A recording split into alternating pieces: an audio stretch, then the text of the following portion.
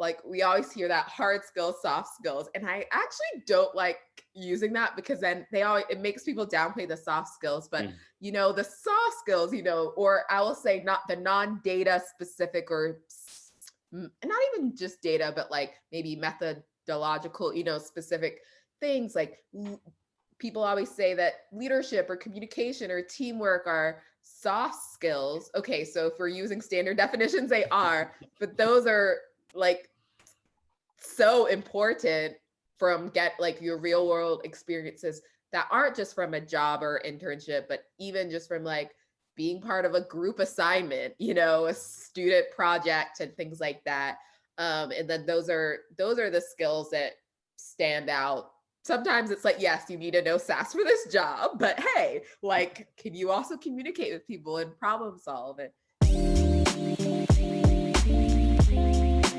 This is the Public Health Millennial Career Stories podcast, where you'll hear about diverse career stories, career strategies, get tips, and learn from others to help you in your public health career journey.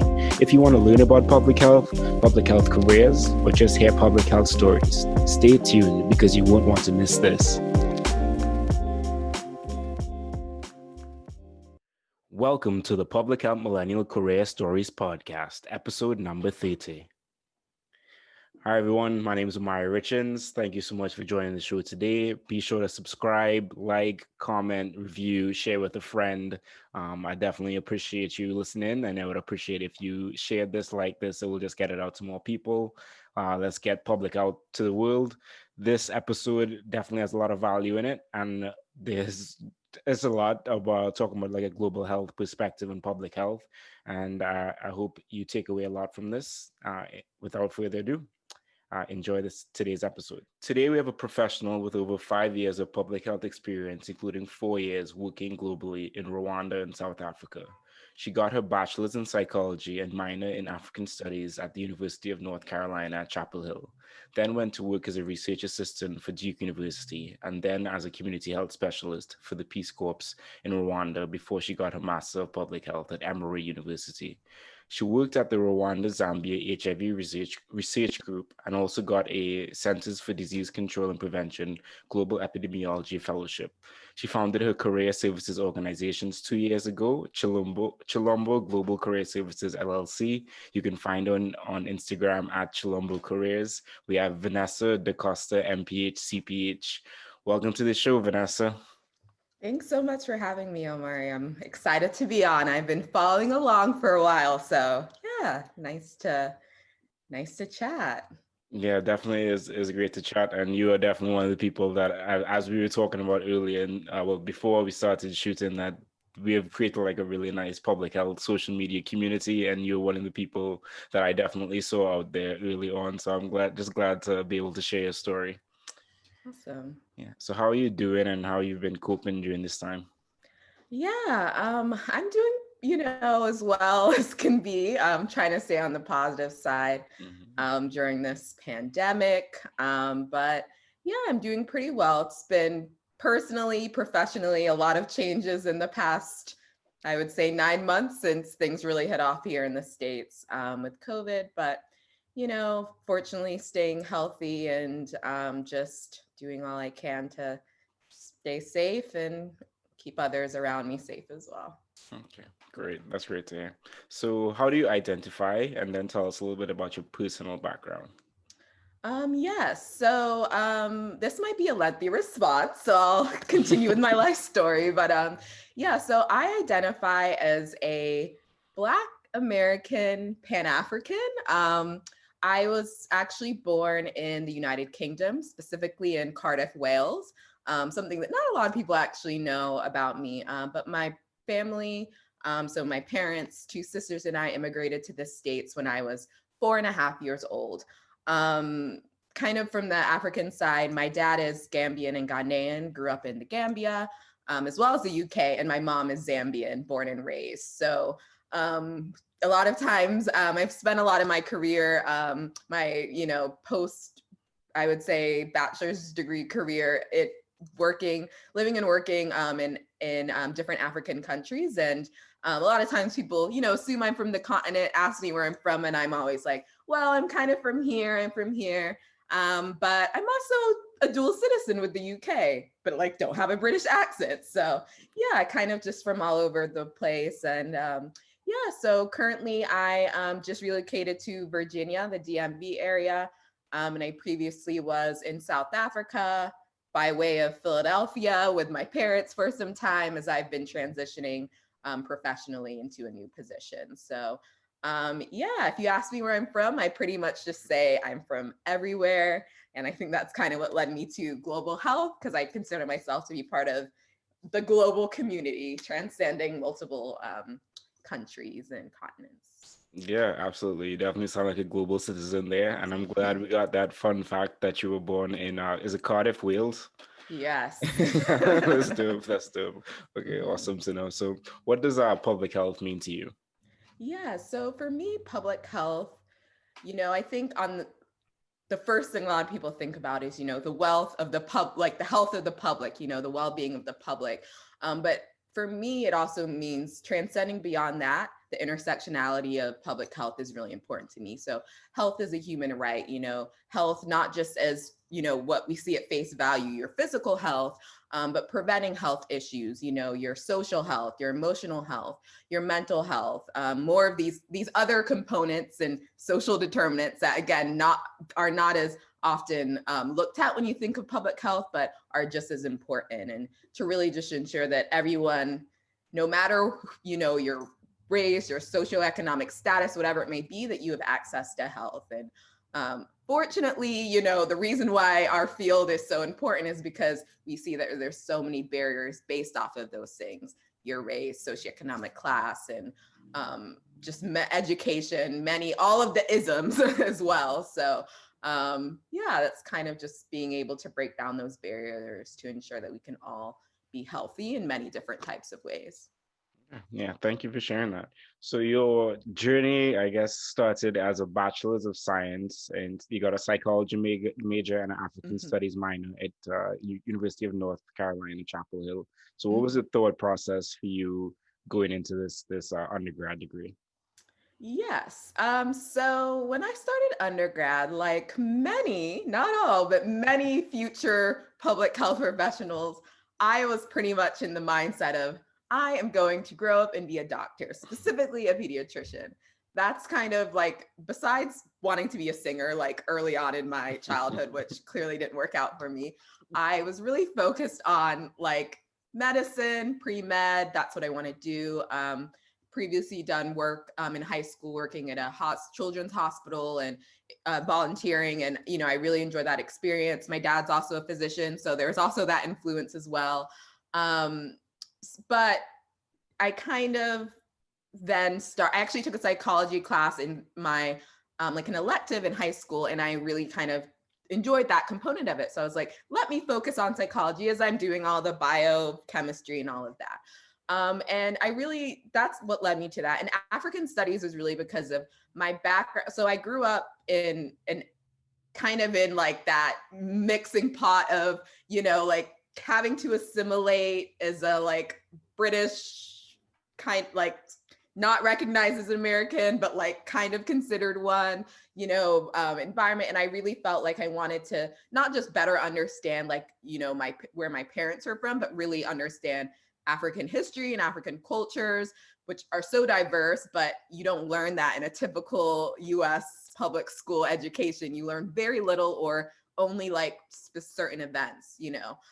That's a whole nother conversation to have. So yeah, I really just wanted to further learn about different African cultures and histories. So that's kind of what tied the two together. And yeah, I went through school and I really,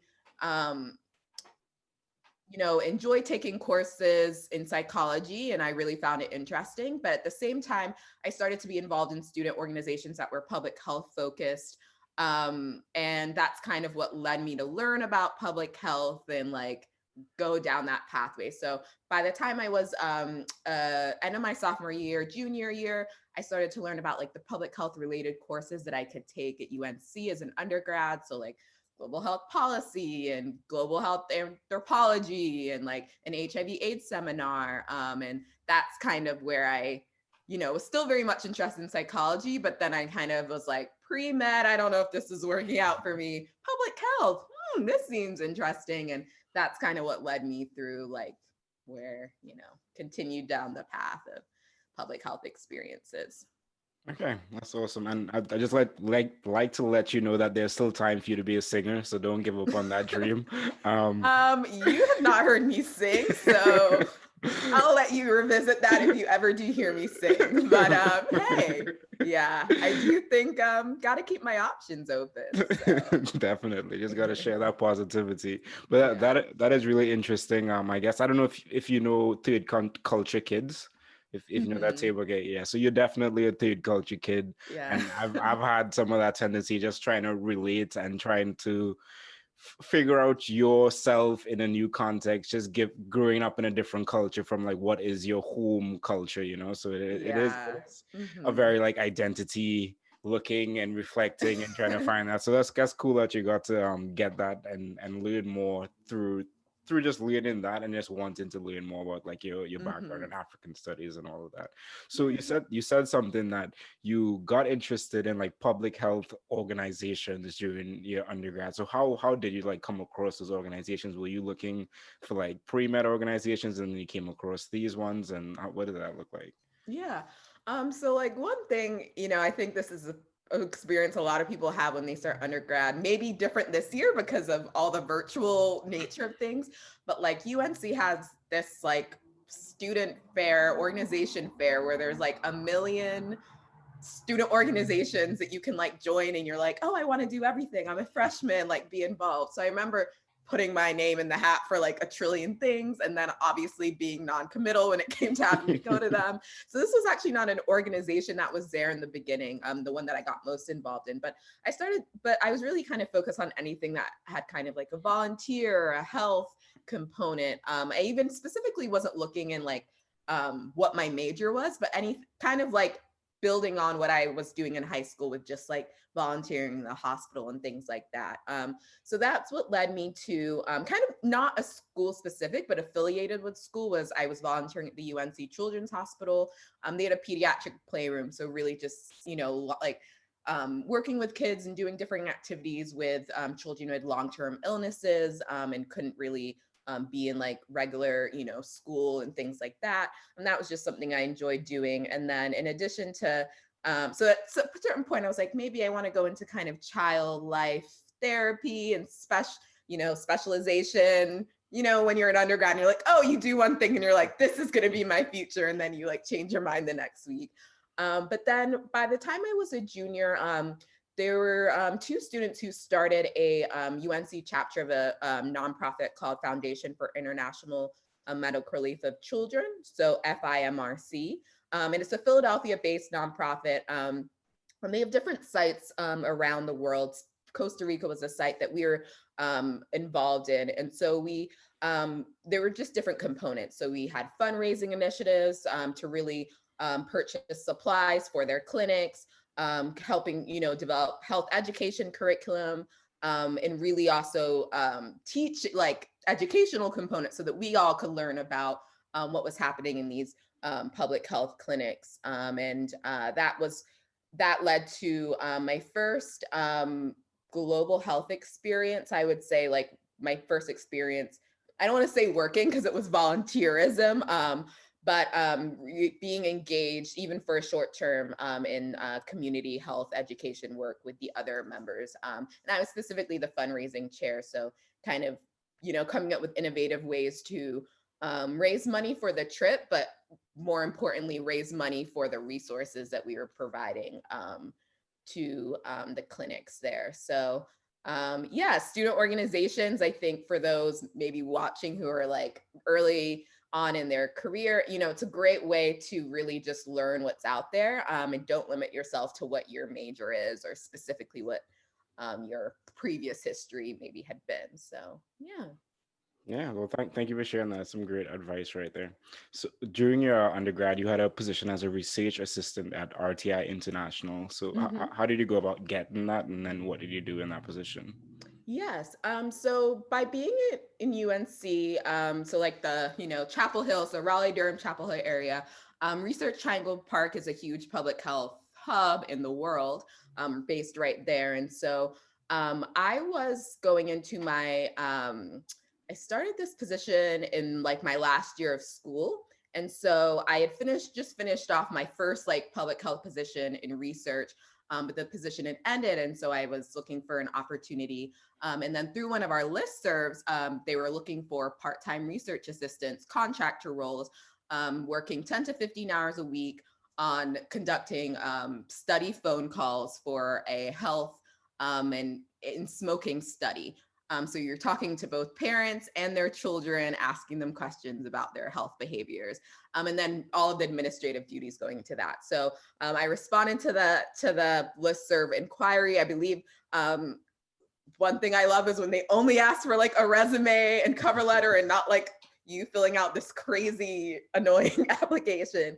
And then from there, kind of went through the interview process, and yeah, it was a great experience. And I actually worked that position for my finishing up my senior year, and then I graduated in December. So then I continued for 2 months until like starting another position. But yeah, it was a great way to really kind of delve into research, and I think it is what even made me competitive for the next position that I had.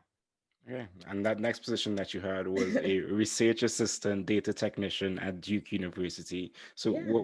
why, like, I guess, how do you get this, and why do you want to move on from that earlier position that you had into this one?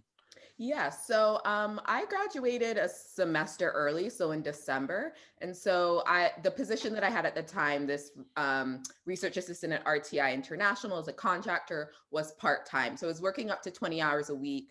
And so when I transitioned to, graduating, I was looking for a full-time position. And that position was also it was a temporary position, research study for the specific research study time period.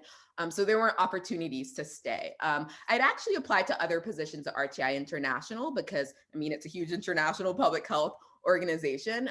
So there are a lot of opportunities there. So I wish all I knew about networking now that I did back then, but I was essentially applying to other research assistant roles as kind of what I knew I wanted to do more than what I was just doing with study phone calls in that position. So basically, I was applying to like every research assistant role, primarily in North Carolina. I was just still wanting to stay in like the Raleigh-Durham, Chapel Hill area at that point. And there was a lot of different hospitals I had applied to, different things. And then I found out about this position at the Duke Global Health Institute. And at this point, I knew I wanted to pursue global health because I had also already at this point applied to like the Peace Corps for the first time. So I didn't end up starting until like a year after this position, but I was like, oh, Duke Global Health Institute. So they do global health work, but this position was focused on working with rural communities in North Carolina, specifically in obesity prevention research. So the study was in obesity prevention, NIH, National Institutes of Health funded study to really help people. The program was called TRACK, so get on track with their healthy living goals. And yeah, it was, really, I loved that experience. I actually recently just connected with my coworker, who we were both research assistants on the study, and learned so much about research from start all the way through, implementation and everything. And yeah, it was a really great experience and hands-on. So thanks for sharing. You mentioned something that I don't want to pass upon. You said that in hindsight, I guess you wish you knew more about networking for RTI. So would you like to just talk on that? Yeah, I think so. I think now, especially, we've talked about like being in this public health social media network and constantly connecting with different people, across the board, and especially with the nature of like the career work that I do. I'm a lot more kind of outgoing, even in a virtual space in terms of reaching out and talking to people. At that point, it's going to the office, my supervisors were public health professionals, PhD candidates, and things like that. And I wish just like I took the initiative to like sit down and have a conversation, like, initiate a conversation, or, reach out about things that I've done like in recent years and that I advise others to do, in this space. But I myself didn't do that. And I think, I think it's also made me aware that when I do talk to people and I'm making these suggestions, if they haven't done it, I'm like, oh, I was in this space where it's like, oh, I may have had this supervisor or this, senior level coworker who was further along their career and doing kind of what I foresee as my next step, but not feeling like maybe empowered to like talk to them or ask, there's nothing wrong with asking if you do it nicely. So yeah, I think just like being just even the simple as like being like comfortable, like approaching someone, because they won't always take the initiative to be like, oh, hey, like, are you interested in this? And I fortunately had people like that along the way, but more so you have to be the one to, jump the gun and take initiative. Yeah.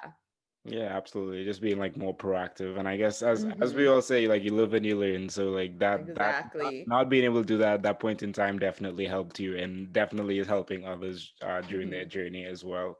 So Yeah. you said you applied to Peace Corps at the same time as this. So okay, so you have Mhm. after this position you worked in as a community health specialist as community health specialist Mhm. at Peace Corps. Mhm. So tell me about that. Like, how do you like defer for that year? How does that work? Yeah, so it was really more so an application challenge. So I had applied, so I graduated in December 2012. Let me not date myself on here, but and at that point I had put in an application in like maybe it was like September or October for starting the Peace Corps in like I think it was June 2013. For reference, I didn't start until June 2014, so a year later. And so when I had just been, inquiring about, I had interviewed and there was a long period of time. And there was a transition in recruiters and also in their application process and like system in that year. And so basically, like they had told me like, oh, we had you as like someone like you're applying for the following year, which I was like, well, that's so long. That doesn't make sense. So basically, like by the time about 6 months into my position, I got the invitation to be a community health volunteer with Peace Corps Rwanda. And so I already had known, and I was in an entry level position, and so most people stay in those roles for 1 to 2 years just because of the nature of the position. So it kind of worked out where there was like they knew that I was staying in the role for 1 year, and I was kind of knew that I was like I had accepted going to Rwanda long before I had even left. So yeah, it's not unusual like job transition situation. But yeah, that's kind of what led to that transition. Yeah. Yeah, well, that's cool about how that worked out. So, did you have to apply for a Peace? How does the application process for Peace Corps work? I know a couple people talked to me about it, but I can't Hmm. remember. Like, yeah. Yes. So, I don't want to go into too much detail because it's changed. Okay. I know that it's been a lot more streamlined. And also, another thing I'll note is because of COVID, all Peace Corps volunteers are evacuated, and no Mhm. countries have yet started the program again. So they're taking applications right now, but programs are like going to start going back on different time periods, starting in 2021. So that's another thing to note. But, I would say it's like the equivalent of applying to any fellowship where it's not just a resume and cover letter. You need essays. You're going to have to interview, um, and like a recruiter interview, probably a second interview that might have changed. And one big difference from when I applied is that now before you just put like general continent, like I want to go to this continent, which Mhm. I think is inherently not a great thing because continents are very broad in general. And I think now you put specific countries, which I also think has its flaws because it's like, you're going to countries where you visited once, but most people have never been to the country before. And so I think people sometimes could choose off of stereotypes. But Yeah. So, I mean, I could talk a lot about the Peace Corps. It has its pros and its cons. And one thing I do want to mention is there's a huge movement going on now that's really focused on decolonizing Peace Corps. And I think global health, as someone who works in global health, I'm part of the system, but I'm also critical of the system in a lot of ways. How global health programs are founded and implemented and things like that. But I think to definitely, if you're considering it, don't only go on the official Peace Corps websites and channels, which you should, but join networks. There's like a Black Peace Corps volunteer group if you identify as a Black person. There's, tons of social media platforms that are unofficial channels to teach you about people's experiences. So and a lot of us had blogs while we were in Peace Corps service, mine somewhere there on the internet. So, just know that everybody's experience is different. And it's good to kind of hear different perspectives. But I think, it was my first time living and working abroad for a long period of time before I had been abroad, especially due to having a lot of family on the around the world, including on the continent. But just, being able to learn about global health from a new perspective, engage with communities, and actually better understand not only like what the challenges may be in the specific community that I was working on, but also what the challenge, like what the issues are with the systems that are, maybe implementing global health work. So some of those things I mentioned were reflections once I had come back, but it really kind of helped me break down, even as someone with family on the continent, I had my own stereotypes, especially thinking it would be about like how I knew my parents' cultures or the way of life and, upbringing was on the continent versus like the community that I was living and working in and everything. So, yeah. Yeah, awesome. That's cool. That they are focusing on like defunding the Peace Corps. I guess. Well, Yeah, so I I'll mean not mention defunding, it's decolonizing. Sorry, yeah, not so I'll mention that the debate. So this is like a non-affiliated Peace Corps stance Mhm. that Peace Corps should be defunded by. I don't want to misquote the year.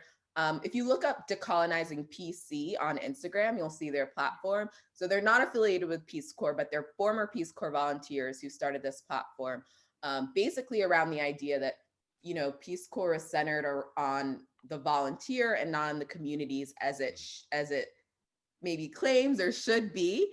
And so, we need to decolonize, possibly defund, reframe Mhm. the platform. And so I'm somebody that I think, I agree.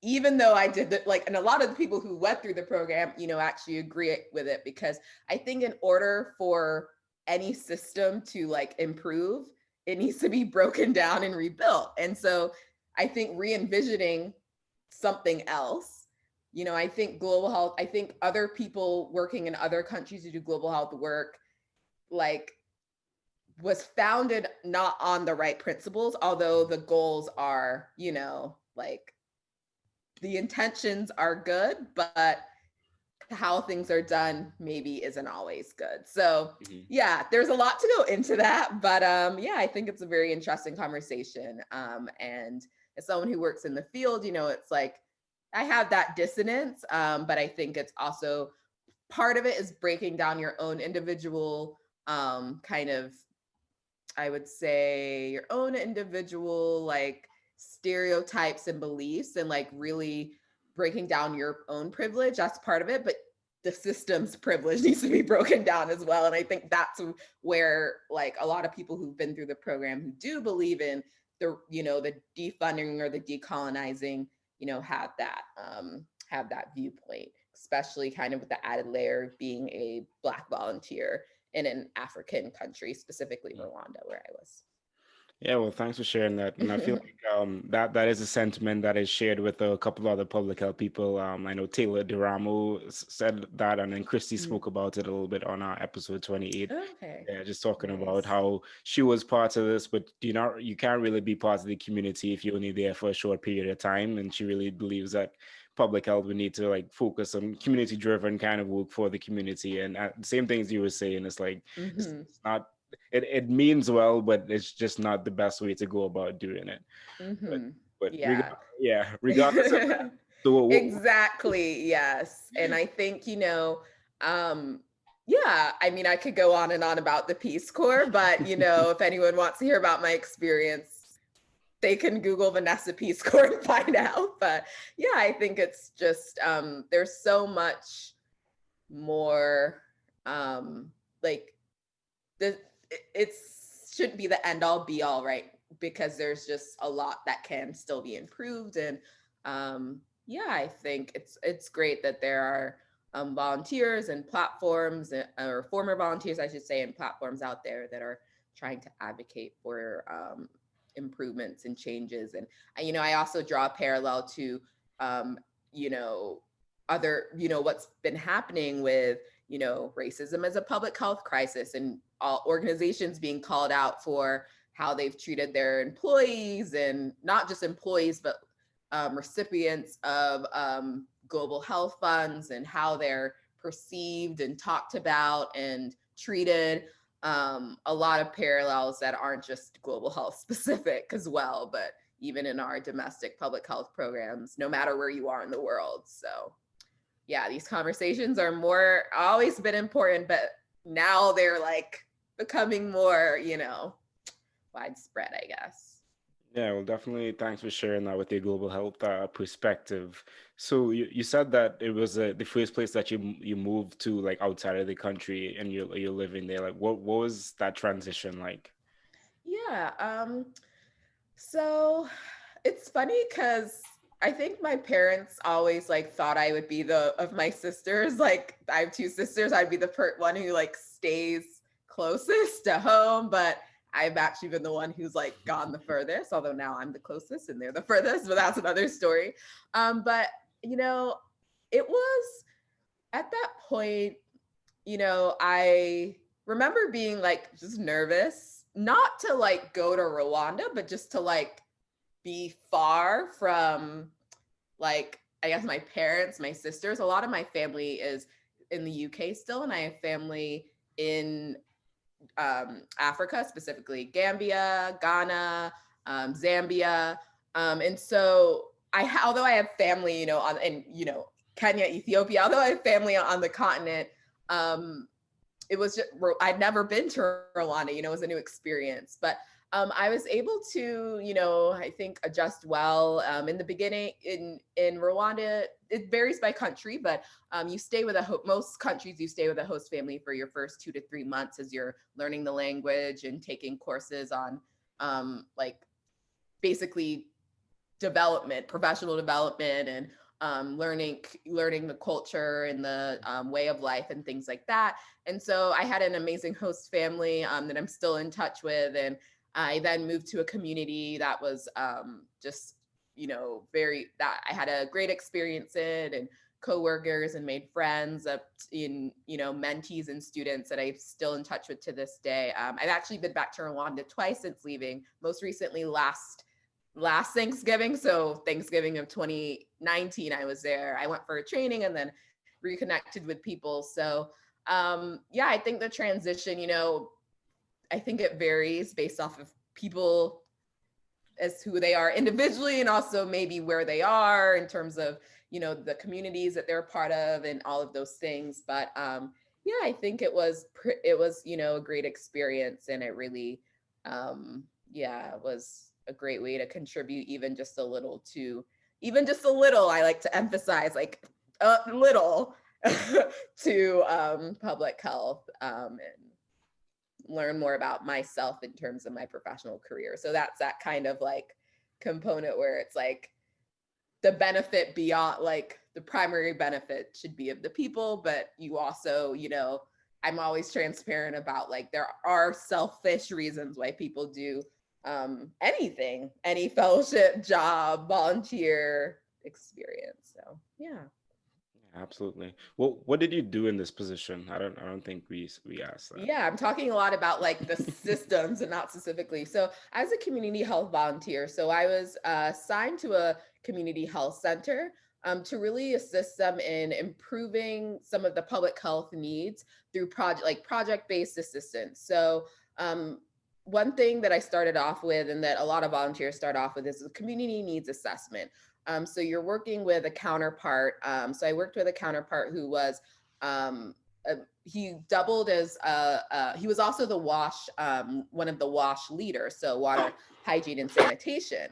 And so he was originally assigned to me by the health center because they're like, WASH, access to clean water in certain parts of the catchment area of 20,000 people, is a serious issue. So this will likely be the focus, and working with him to kind of figure out how we can use the resources that, Peace Corps is able to provide through grants and things like that to improve WASH in the community. So we ended up becoming really close, and he ended up coming up with, when we did our community needs assessment, so we talked to the head of the community, the village chiefs, all of the staff at the health center, different community members, to really understand like what their biggest challenges were. And WASH kept on coming up.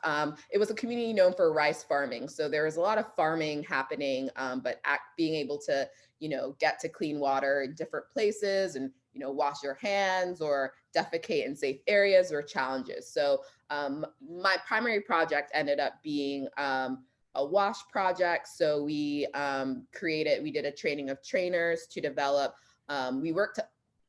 we created where we use an existing WASH curriculum and tailored that to the community. And then we conducted training of trainers so that different community health workers and other community members involved in like health education were trained on the specific curriculum, and then they then trained they then taught their individual communities the education. There were like activities that those attending could engage with their family members in. And then we also built hand washing stations throughout the community. And then there were different kind of stakeholders who were in charge of, ensuring the hand washing stations were maintained. And so it really culminated into the whole project. And then as I was leaving, what they were then doing is training the other parts of the community that didn't have the initial training, then doing a training of trainers to further expand it outside of there. So that was my primary work. And then my secondary work, which actually kind of led to my business, was working in kind of the education space. So partnering with a secondary school to implement leadership, life skills, activities, helping students with resumes. And Peace Corps countries have what are called GLOW, or Girls Leading Our World, and Boys Excelling camps. They're called different things in different countries. But in Rwanda, they were called the Boys Excelling camps. And so every year, different volunteers can they apply to come to camp. And so it brings together students from different schools around Rwanda to Peace Corps sponsored camps. And so I worked with the school, specifically one of my now good friends, who's a teacher at the school, to have students come to those camps and then take their knowledge and start school clubs with some of the younger students, really focus on life skills, public health skills, leadership development, healthy living, healthy lifestyle. And so, really just kind of involved in, again, kind of the public health community work, the education work, and kind of immersed in all of that. There are some other projects such as being engaged in malaria health education, HIV, doing a club with young boys and girls who were HIV positive or living with someone who was. So we did a weekend club to teach them information, and also just do things unrelated to that to, have them have a safe space to play and interact and engage. You've talked to a couple of different Peace Corps volunteers. So one thing I'm sure you're seeing is all of our experiences overlap, but are different. And it really, should depend on, what your community, not just what your community needs, but what their assets are as well, so that you're not trying to facilitate programs or projects that are not needed. And I think that's a very important kind of theme across public health, is like truly knowing your community or your stakeholder or whatever it may be, so that you're not kind of reinventing the wheel for no reason or without any insight from those who are actually supposed to be receiving the assistance or service. Yeah, thanks for sharing that. Well, you have a career service right now, and it's interesting that you said that this kind of Mm-hmm. stemmed from that opportunity in Rwanda. Mm-hmm. How did you get engaged with the education system across there to do that kind of work? Like, well, how'd that work out? Yeah, so Peace Corps, although you kind of have so there are Peace Corps volunteers who are primarily in the education sector. But if you're kind of in other sector, they encourage you to engage with, other parts of your community. And I connected with the school, and then I actually primarily connected with the school because when I moved to the community that I was living in the southern province of Rwanda, I was like, I want to get a Kinyarwanda tutor because I want to be able to improve my Kinyarwanda. That's their local language in Rwanda. And so then my Kinyarwanda tutor, her name's Diane. She ended up being she was a teacher at that school, a secondary school teacher. And then so I started to, tell her about like, what Peace Corps was and like what I was doing and stuff. And she, was someone who's very engaged with the students as well in clubs and activities. And then she was like, oh, maybe we could we could work together, and you can, share some information about like what these activities and programs are, because I was in a community where they hadn't previously had a Peace Corps volunteer. So some people they're starting communities where they've had this leadership club for years and people know like what this person is doing, but for me, it was like, having to kind of share more about that. So really it's how I ended up connecting with her and the school. And yeah, I ended up, she was the one leading, the application process for the students, and to join the camps and then start the clubs and all of that.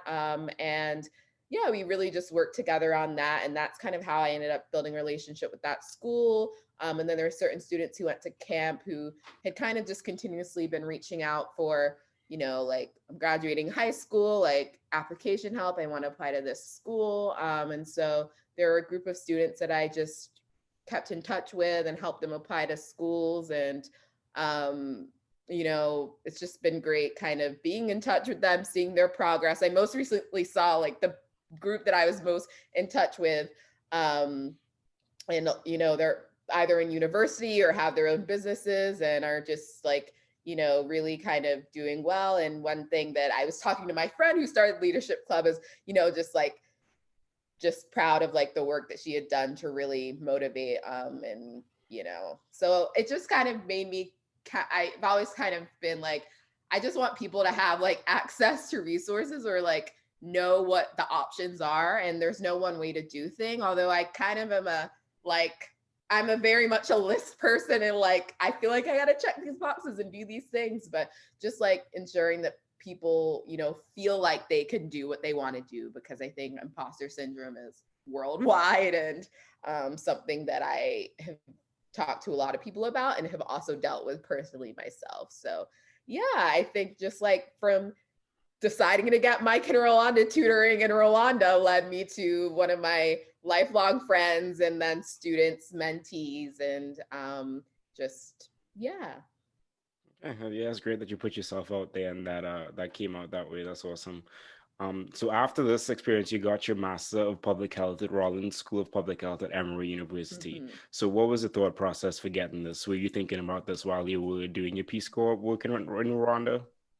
Yes. So I went, I think when I was starting Peace Corps, I kind of was like, I'm pretty sure I want to get a public health degree, but I don't, like, I want to further engage and like, be somewhat sure. And also like what degree in public health. They started researching all the different concentrations, and I actually applied as a global health, but then like a week before orientation, I was like, actually, I want to do epidemiology. Can I switch? And they like let me, well, they made me not reapply, but like resubmit a few things to like do that track.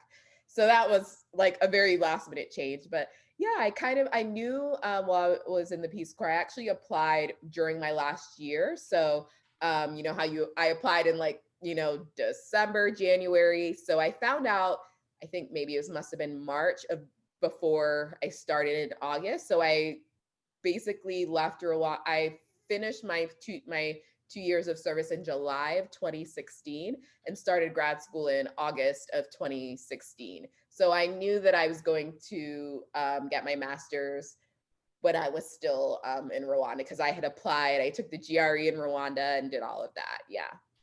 Okay, and why did you decide to go epidemiology instead of global health?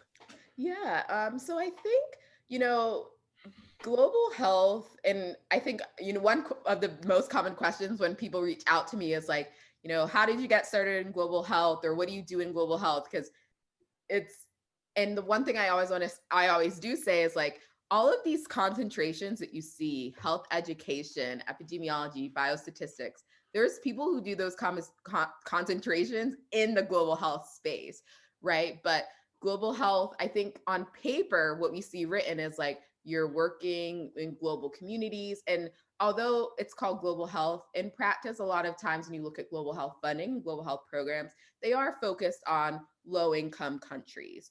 And so, which I think is a kind of another, you know, like linguist, like, you know, why don't we use global health more inclusively? And I think we look at traditionally where, you know, funding has gone in the past. But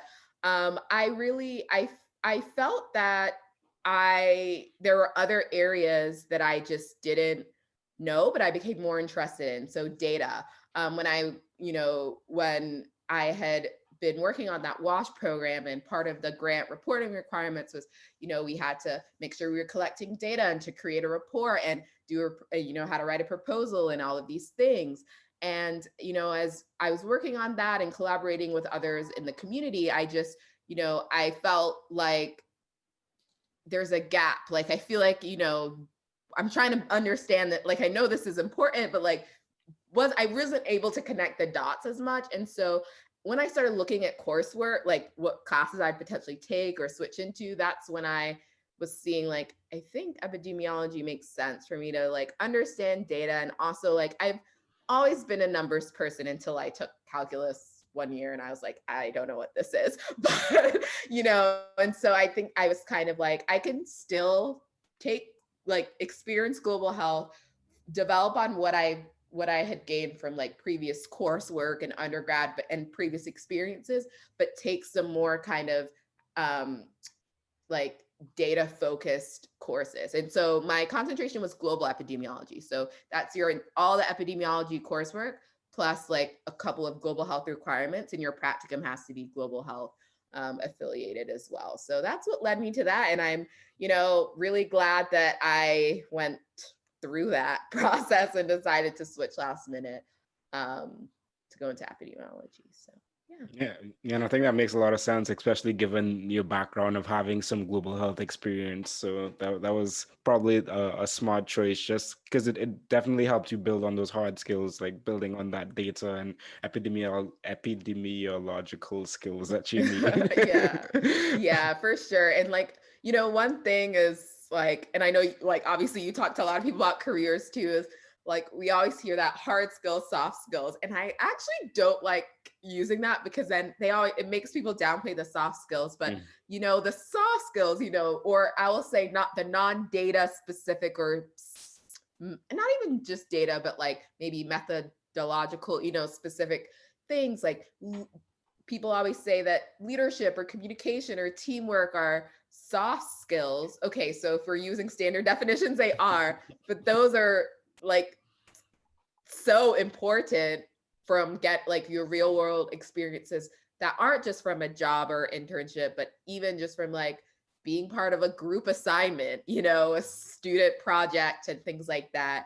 And then those are the skills that stand out sometimes it's like, yes, you need to know SAS for this job, but hey, like, can you also communicate with people and problem solve and things like that? So, but yeah, for grad school, I was being very targeted in my approach, especially in my coursework, where I was like, let me learn what data does, what data is, and how this can, translate into program implementation that actually does, serve the community. So my interests are really the intersection of like community engaged data and like stakeholder engaged data beyond just we're spitting out numbers, but like these numbers are telling the story and can be used to make improvements that were like all the things are funding and everything. So yeah. Yeah, thank you for sharing that. So during your MPH, you got a position as a graduate research assistant at the Rwanda, Zambia. No, it was Rwanda or Zambia. I don't know. It's both. So I was Okay. specifically in Rwanda, but the research group is Rwanda, Zambia, Okay. HIV research group. Okay. Yeah. So how do you come across that role? Yes. So this is actually very interesting. So when I was in Rwanda, I had taken a trip to for one weekend, and it was in a lake in Rwanda, and I had heard somebody talking about Emory. And at that point, it was right before we were leaving. I was like done with my 2 years, and I had already knew I was going to Emory. And I hear this guy talking about like Emory Rollins. So I go up to him and I was like, "Oh, you go to Emory Rollins?" He was like, "Yeah, I go there. Like I'm here for my summer practicum at the Rwanda Zambia HIV Research Group." And I was like, "Oh, never heard of it, but I'm a Peace Corps volunteer here." And he was also a former Peace Corps volunteer. I forget specifically where. And then so he's like, "Oh yeah, like if you're ever interested in coming back, like you should look up RZERG for short, Rwanda Zambia HIV Research Group.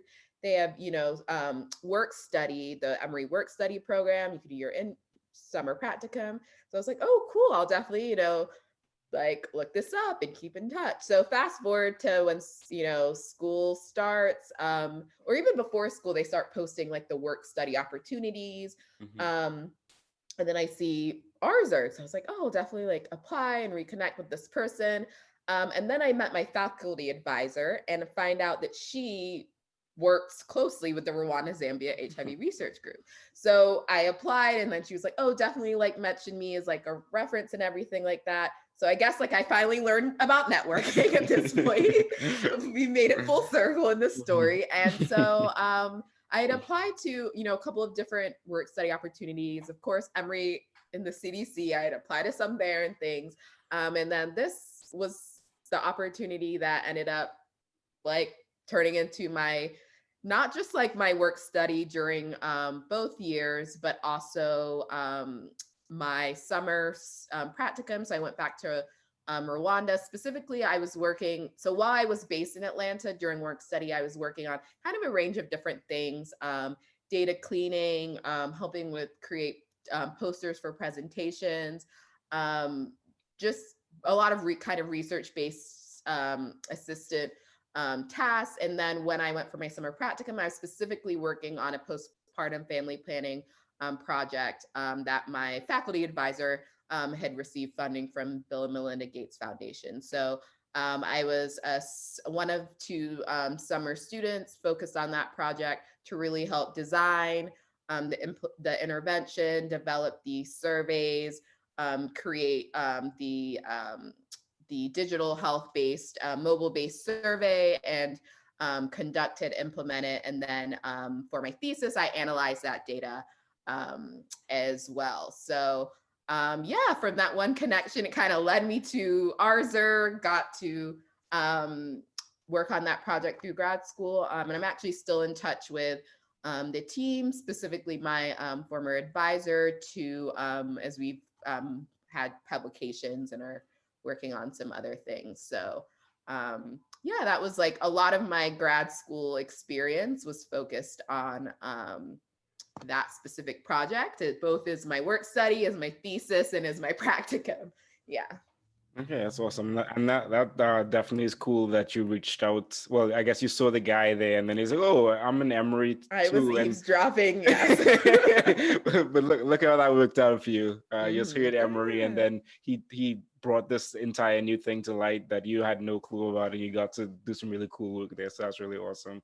Uh, Yeah. so you're also a research interviewer at the Emerging Infections Program. So how did you get that, and what did you do in this position? Yes. So, as much as I loved my research assistant role with RZERG, and then when I specifically had transitioned to just working directly for my advisor at the Department of Epidemiology, as a work study role, the pay was not really helpful for me sustaining my life as, you know, in grad school in Atlanta. So I was like, looking for other roles. Mind you, I'm the type of person who I took like the bare minimum number of credit hours. Like some people took like 18. I took whatever was like the bare minimum, maybe plus one course, because I was really focused on like getting applied work experience, not being in class. And although like school's important, like get those grades, but also like I needed to also make money. So I was exploring like positions outside of work or outside of like the work study program. And I online, I came across the Georgia Emerging Infections Program, which is based at the VA hospital, Atlanta VA hospital, and they do case surveillance for different foodborne illnesses. Other illnesses as well. So, like during flu season, crazy time, all foodborne illnesses, things like salmonella. And so, my role was really conducting phone calls with patients, with doctors to get results, and also processing some of the results in the laboratory. So a lot of it, more so administrative processing of the lab results and not the specific technical work. And then there were a lot of kind of administrative duties involved in that position. So yeah, that's what I also was doing I started it in my second semester of my first year, and through like a month before I left for my next last most recent position, which was at CDC, with taking off that time in the summer to go to Rwanda for my practicum. But it was a great experience. And what I learned is that it wasn't my area of interest, to be honest, in doing that specific work. But it really taught me a lot about state-based surveillance. And um, there were some people who I had worked with as research interviewers who had gone on, or one person in particular, to be a surveillance officer, which is what a lot of the people who had been recent graduates or a couple years out of school had done in that position. And so definitely for those in the Atlanta area, look up Georgia Emerging Infections Program. I actually was able to connect with some people who ended up working there as students after me, as well as this like the student who covered me for the summer that I was gone, who took a summer internship there. So every year they hire students to work part-time, and it's not a work study program. So I work with people from Georgia State. You have to be, an Emory work study student to work there, which was great. So yeah, it was just different than what I was usually doing, but it was a great way to learn about a side of public health that I wasn't as involved with. The research side was more so, is really active case surveillance. So that was something that was new to me. Okay, awesome. And then after this, you got a Global Epidemiology Fellowship with the CDC. So what was the thought process and application process for getting this? Yes, great questions. So, and this is also timely because the applications for the next cohort open up on the 15th of December. So if you're interested, definitely, go to the PHI CDC Fellowship Program website. But yeah, so that feeling when you're last year of grad school and you're like, let me apply to jobs. I kind of had looked up every global health fellowship or job organization. I curate a lot of global health jobs. So I was like, okay, now let me use all of these websites that I've been telling people to use. And I had come across what it used to be called the ASPPH Fellowship, Association for the School of Public Public health. Health. Yeah, Yes. something like And that. so I then saw like, oh, it's going away. So I was like, oh, I guess this one exists. But then I heard it was changing to PHI CDC. So I just from reading about the fellowship, doing my very in-depth LinkedIn review of people's profiles who had done ASPPH and talking to people. And I kind of felt like this is exactly what I, want to do. I want to be able to be doing global health work in the country that that we're serving. And I also I want a position that is more data epi focused as well. Fellowship's perfect because I think when you go through school, I think one thing is that a lot of people, you may think like, oh, I don't like know everything. And no one knows everything before they start any job, no matter where they are in their career. And so a fellowship is like designed to be like, your boss is called your mentor. You have specific funds for professional development. It should be treated as a valuable member of your team, but like, this is also a pathway program as well. And so just kind of reading the stories, seeing the work, and, just kind of being interested in global health, continued interest. I was like, I want to apply to this, and this is definitely what I want to do. And fast forward through the application process, I had interviewed with 3 different country offices. So how the application works, I'll briefly touch on. You submit a resume, an essay per track. So there's different tracks. You could apply to epidemiology track, which was mine, M&E, monitoring and evaluation, program management, and there's 3 others: HIV prevention, surveillance, and one more I can't think off the top of my head right now. But anyways, and so you apply to, there's 6 different tracks. You submit an essay for each one, up to 3 tracks. And then if you get through the first, application, like the first round, they'll say different country offices will get your application for review. Like either if it's headquarters Atlanta or the different CDC offices that are participating in the fellowship program. And then they can then reach out to you if they want to interview you. So you can get interviewed by maybe one office or a few different offices, or maybe no offices. And then from there, they essentially will rank you internally and decide to offer you a fellowship position. So one thing I'll note is PHI CDC fellowship programs within the Center for Global Health obviously is a global health fellowship program, and I would say maybe except pretty much all of them are this like HIV focused work primarily, because you're in the division of global HIV and TB within CDC. So yeah, I really felt like it was a great further extending my experiences in HIV work with the Rwanda Zambia HIV research group, and then obviously global health work as well. And yeah, I ended up finding out the last week of grad school that I was selected for South Africa, and I decided to accept it. And then a few months later, I moved to South Africa. So I was there for 2 years, and I really was focused on data management, analysis, and visualization for PEPFAR South Africa, so President's Emergency Plan for AIDS Relief, their surge project that was really focused on improving, all elements of the HIV cascade. And so, yeah, I really was, where I was in the quality improvement branch specifically, working with an amazing just team of professionals to collaborate, partner management and collaboration with implementing partners who are actually implementing, the public health programs that we're creating and funding. And yeah, it was, very interesting, especially now that CDC is on the forefront of everything happening in this public health COVID space, and, information that's going out. It's this, interesting experience to be part of the CDC South Africa team.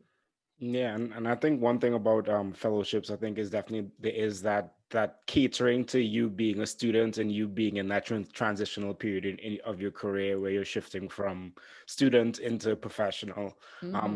What was the professional development that you got during this time? What did it look like? Yeah, so I really took advantage of, taking courses that were kind of further advancing my like data interests and development. So I was working as a data manager, primarily using Excel to, manage, analyze, visualize data. So I took courses to further advance those skill sets, specifically to be able to use like Power Query, which ended up being like a major tool within Excel that I use for my daily work. I took a Stata course.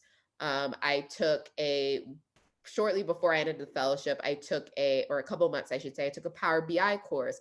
Our office was transitioning to starting to incorporate more analytics and Power BI. And I really wanted to develop that skill set.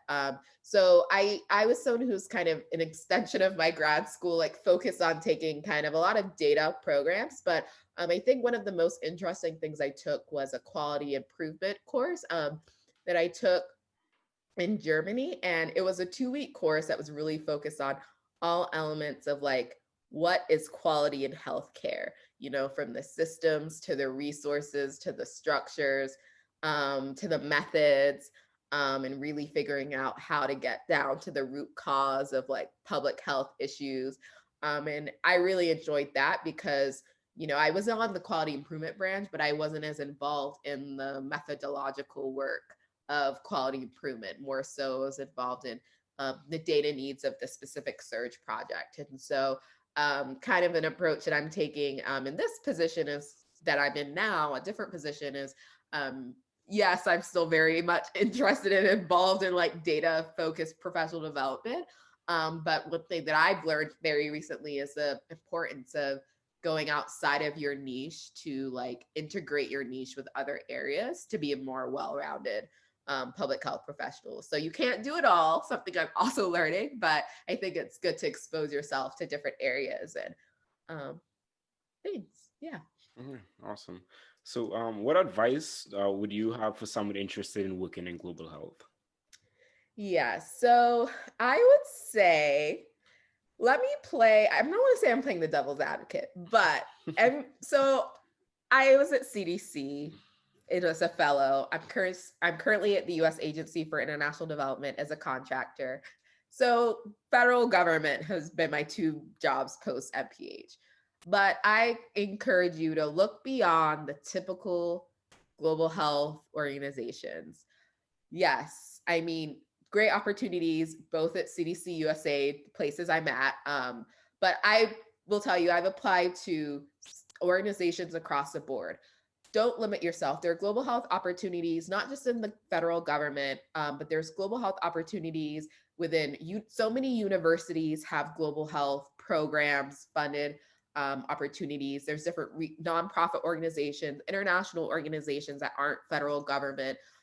There are foundations. There are just look beyond because global health means a lot of different things. And also, I also want to acknowledge, I think, and this is kind of something that's really important to say is a lot of careers, you see a job where they're asking you like, oh, a global health job. And you might be like, oh, I can do this. They're asking for grant writing and data analysis. And maybe you check the box, but then they say 2 years of global health experience or experience in a low income country or something like that. And it's just like, okay, well, I haven't had that, but I have transferable skills, right?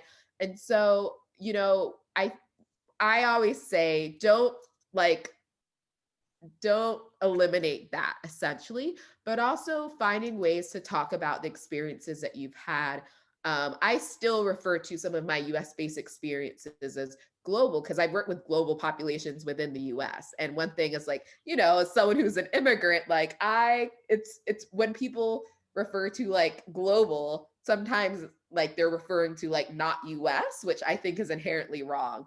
And so, I think there's ways that maybe I'm speaking to recruiters that we need to reframe what we're talking about, but also there are global health opportunities within the US.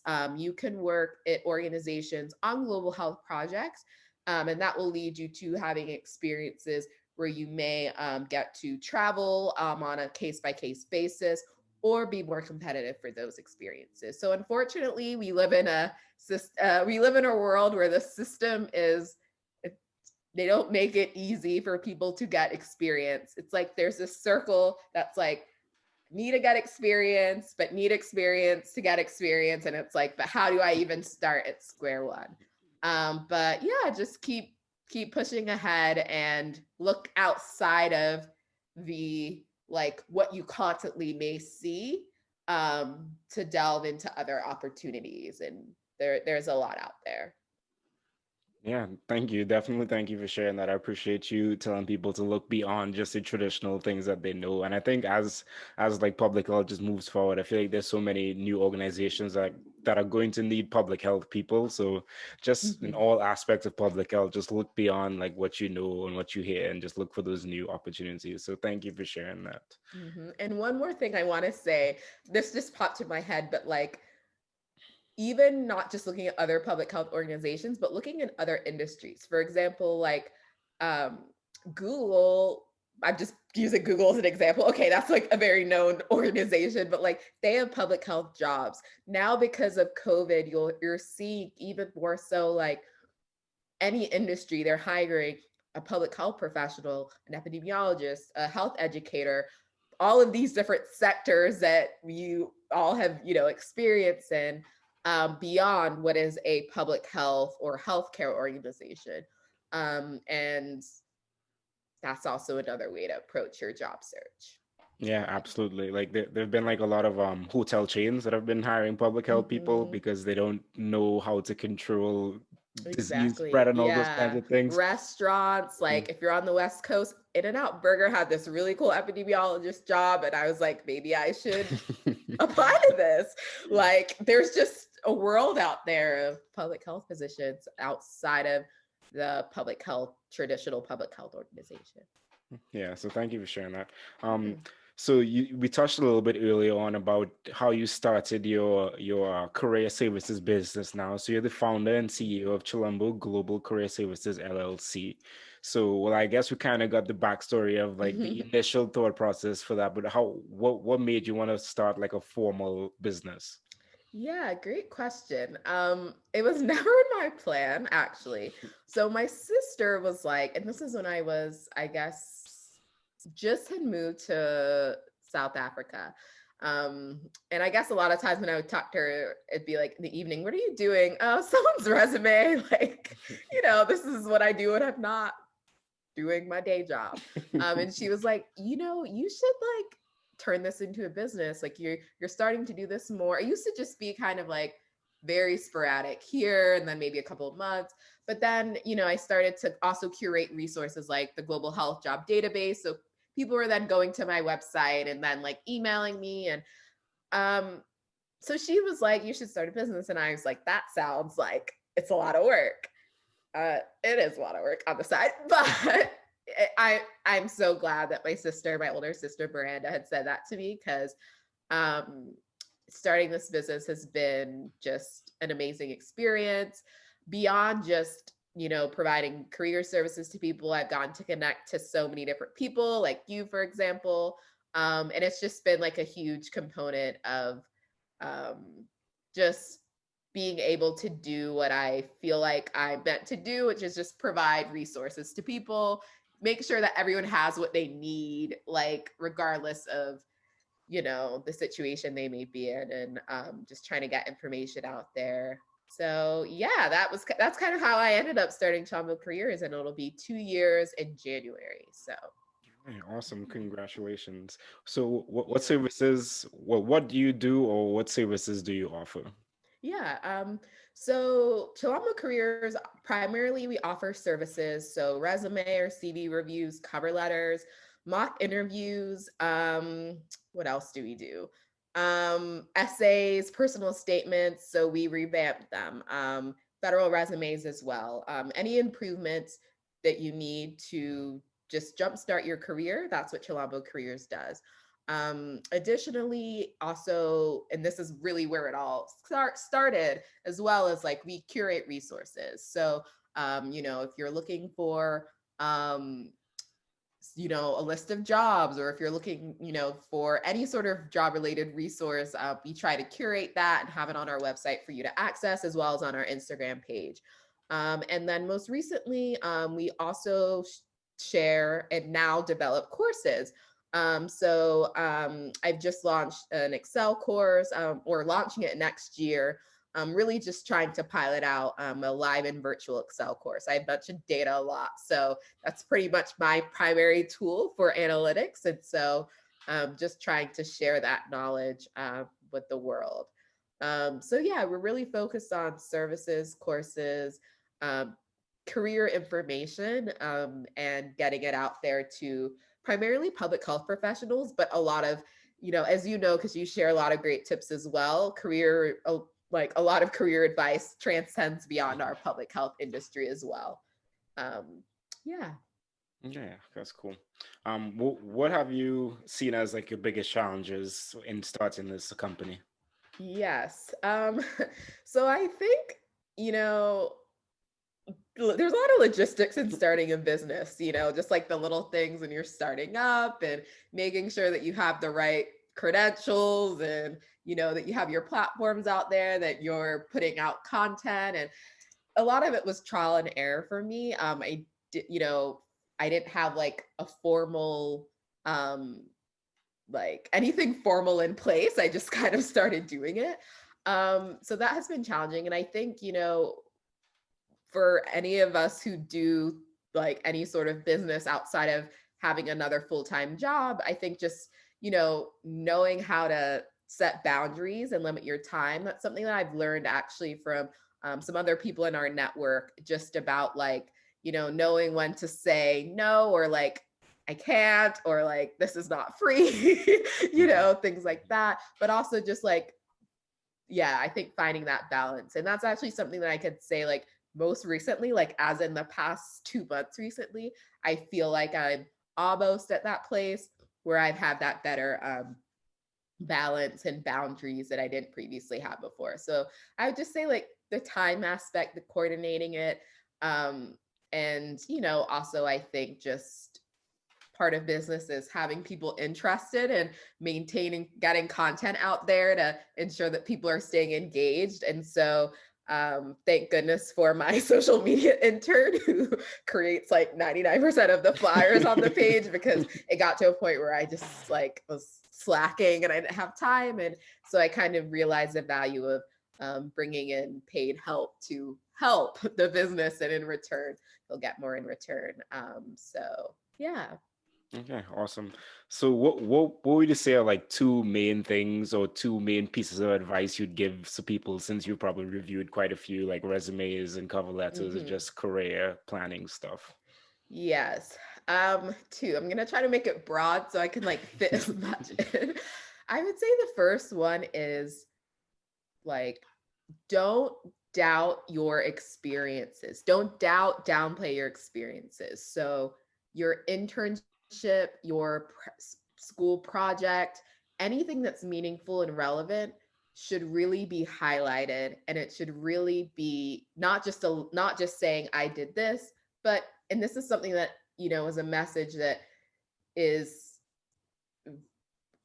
widespread in this like career spaces, like have your bullet points be result oriented, accomplishment oriented, quantified, because that's what will really, be important. And another thing is also, this is something, some messaging that I've been sharing a lot more lately, is assume that your application, I'll focus on a resume, is only being looked at for like a few seconds. So like the top of your resume should be a tailored summary of qualifications or profile, not an objective statement. Tell me what you can do as it relates to the position based off of your past experiences, not what your interest is generally. And also, what are your skills? And skills aren't just knowing SAS or knowing a language, but also, have you done qualitative research? Do you know how to use a specific project management software? Are you skilled in training or health education? Think of 10 to 15 skills that you could also have in a top section of your resume as well. just because I've looked at resumes even when I've hired like interns, or most recently I hired a resume coach. So to further ensure that work-life balance, I have someone who is helping me with resumes, which is great now. You know, when you look at, you want to see what their relevant skills are right away, especially if they're looking at like 50 plus applications. So yeah, having that mindset, not doubting yourself or your skill set.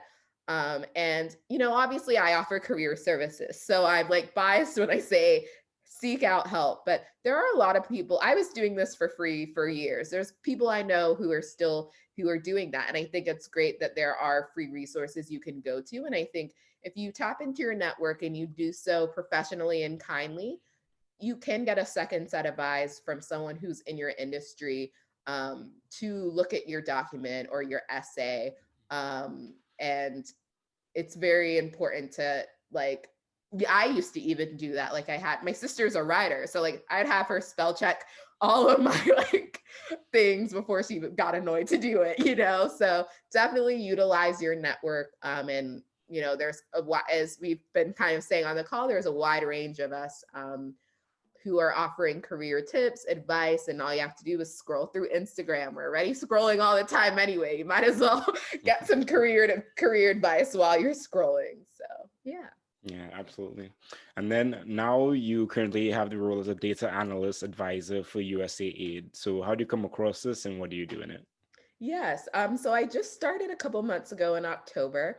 And while I was, during the pandemic, I kind of was passively job searching.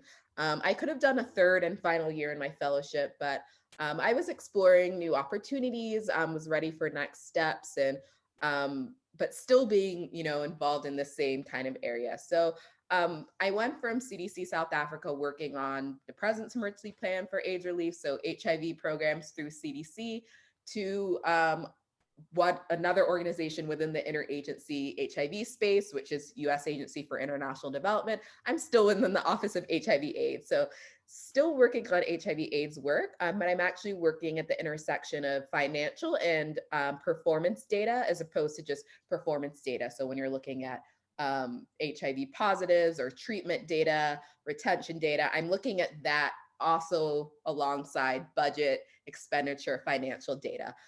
Analyzing that data, developing tools, products, and analytics to help our program teams, our technical teams, in country and at headquarters, translate that information into improved programming, essentially. So USAID is, the Agency for International Development. It's a huge agency.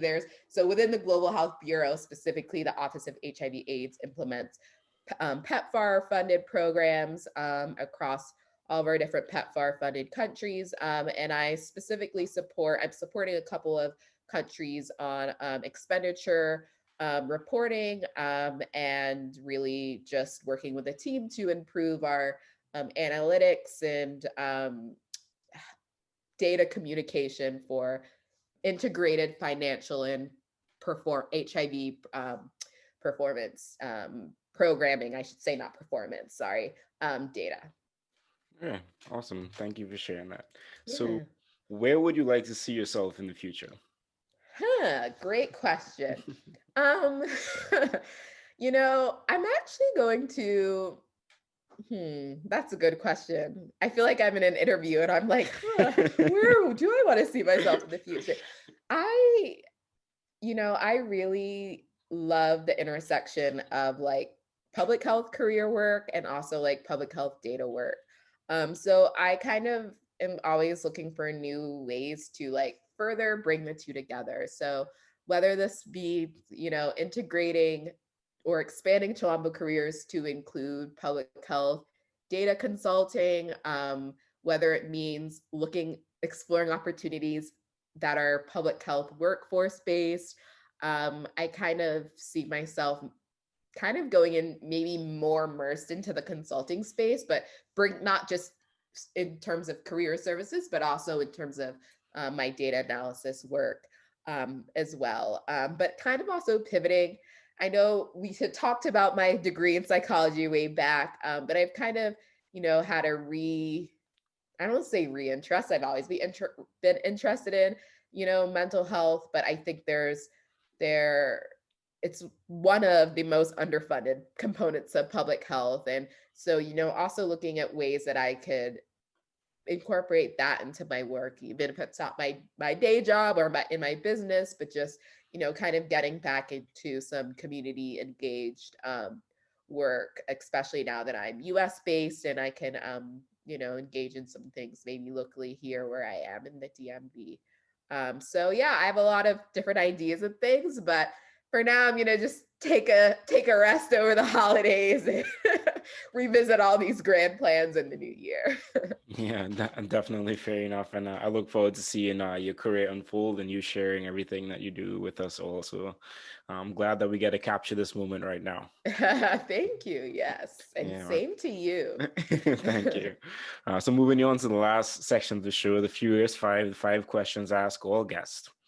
Number one, what advice would you give to a student trying to pursue a career in public health?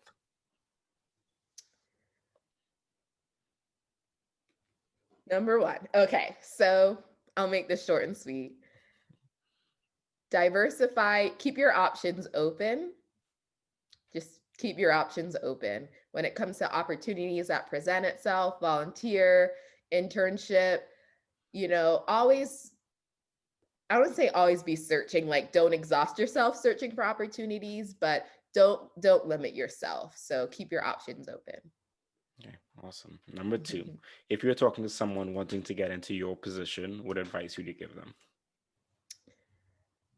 Focus on a specific skill, like methodology within, say the data, you want to be a data analyst, I'll use that.